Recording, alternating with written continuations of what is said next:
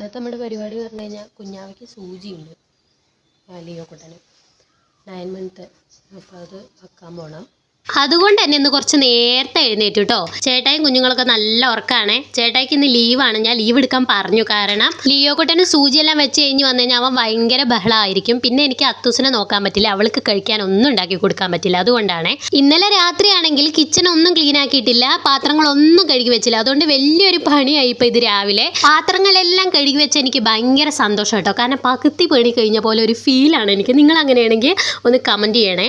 അങ്ങനെ ഇതേ ലിയോ കുട്ടൻ എഴുന്നേറ്റിട്ടുണ്ടായിരുന്നു കേട്ടോ. പിന്നെ ഞാൻ അവനെ പോയി കുറച്ച് നേരം കൊഞ്ചിപ്പിച്ചു. Good morning.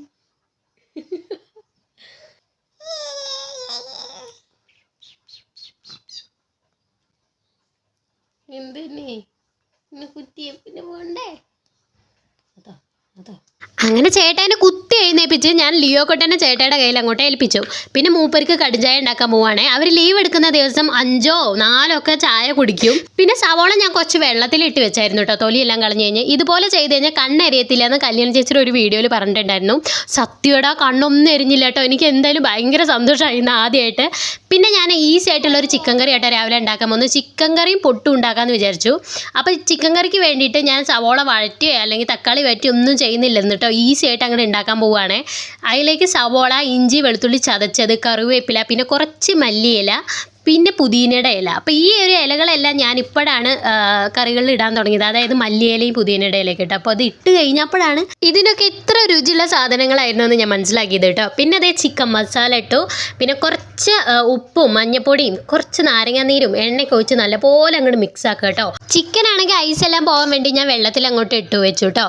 കുറച്ച് നേരം കൊണ്ട് തന്നെ എനിക്കതെല്ലാം വേർപിട്ട് കെട്ടി. കാരണം പൈപ്പിൽ നിന്ന് വരുന്ന വെള്ളം നല്ല ചൂടുവെള്ളമായിരുന്നു കേട്ടോ. 9 മണി ആയപ്പോഴത്തേക്ക് നല്ല വെയിലാണ് ഇവിടെ. പിന്നെ ചിക്കൻ എല്ലാം കഴുകി ക്ലീൻ ആക്കിയിട്ട് ഞാൻ ഈ ഒരു മസാലയിൽ ഇട്ടിട്ട് നല്ലപോലെ കൈ കൊണ്ട് മിക്സാക്കി എടുക്കുന്നുണ്ട്. ഇനി ഈ ഒരു മിക്സ് ഞാൻ കുറച്ച് നേരം അടച്ചു വെക്കും. അതായത് നമ്മൾ വാക്സിനേഷനൊക്കെ കഴിഞ്ഞ് വന്നിട്ടാണ് ഇത് വെക്കുന്നത്. അപ്പോഴത്തേക്ക് നമ്മുടെ അത്തൂസ് എഴുന്നേറ്റിട്ടുണ്ടായിരുന്നു. ഞാൻ അവളെ രാവിലെ തന്നെ തല കഴുകി കുളിപ്പിച്ചിട്ടോ. കാരണം കുഞ്ഞിൻ്റെ മേലെ ഫുള്ളും ചൂടുകൂരിയാണ്, വെയിലിൻ്റെ ചൂട് കാരണം. അതുകൊണ്ട് രാവിലെ തന്നെ കുഞ്ഞിനെ അങ്ങോട്ട് കുളിപ്പിച്ചു.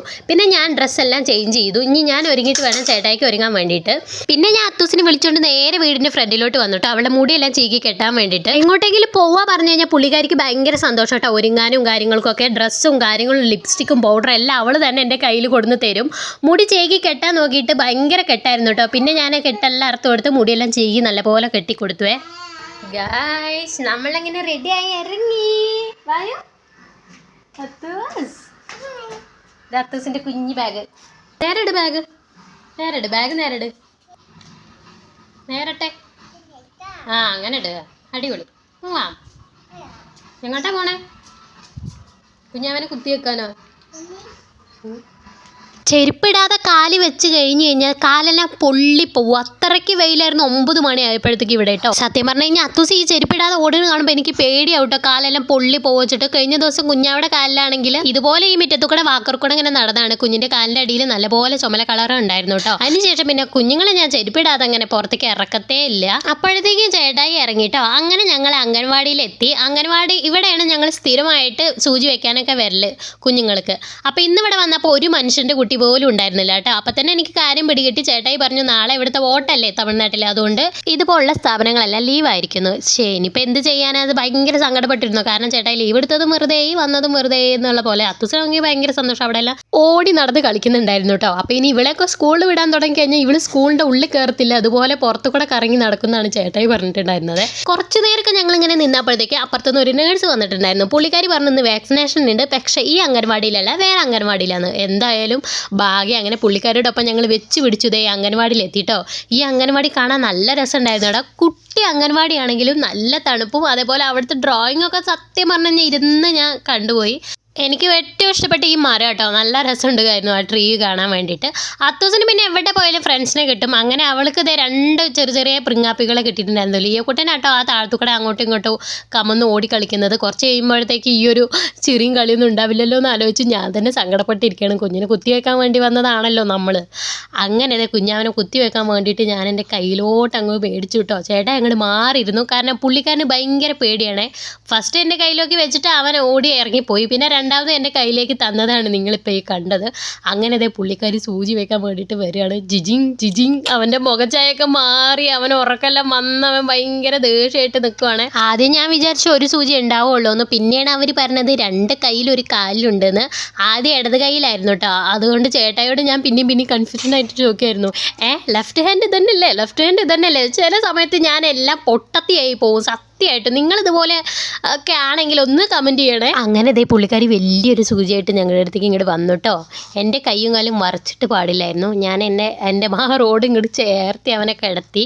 കൈ നല്ല മുറുക്കി പിടിക്കാൻ പറഞ്ഞു കേട്ടോ. സത്യം പറഞ്ഞാൽ എനിക്ക് നല്ല പേടിയാണ് ഈ ഒരു കാര്യങ്ങളൊക്കെ. എൻ്റെ എക്സ്പ്രഷൻ കാണുമ്പോൾ മനസ്സിലാവും നിങ്ങൾക്ക്.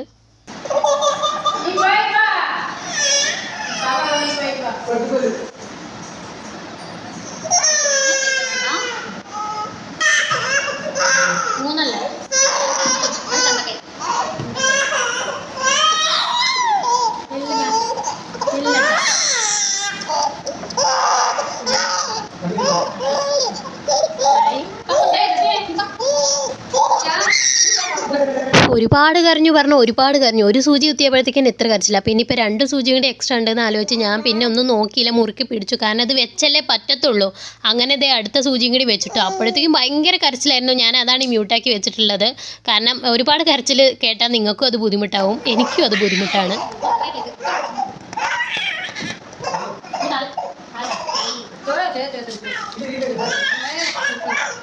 അപ്പോൾ സിസ്റ്റർ എന്നോട് പറഞ്ഞു തോള് നന്നായി തട്ടി അങ്ങ് കൊടുത്തോളൂ, ഇനി കാലിലും കൂടി ഉണ്ടെന്ന്. സത്യം പറഞ്ഞാൽ അവിടുത്തെ പഞ്ഞിയോ മരുന്നിൻ്റെ അത് എന്തൊക്കെയൊക്കെയാണ് ഞാൻ അവൻ്റെ കയ്യിലെടുത്ത് കൊടുത്തത്. എങ്ങനെയെങ്കിലും ഒന്ന് കരച്ചിലടക്കട്ടെ വെച്ചിട്ട്. കാരണം കാലിലും കൂടി വെക്കണമല്ലോ നമുക്ക്.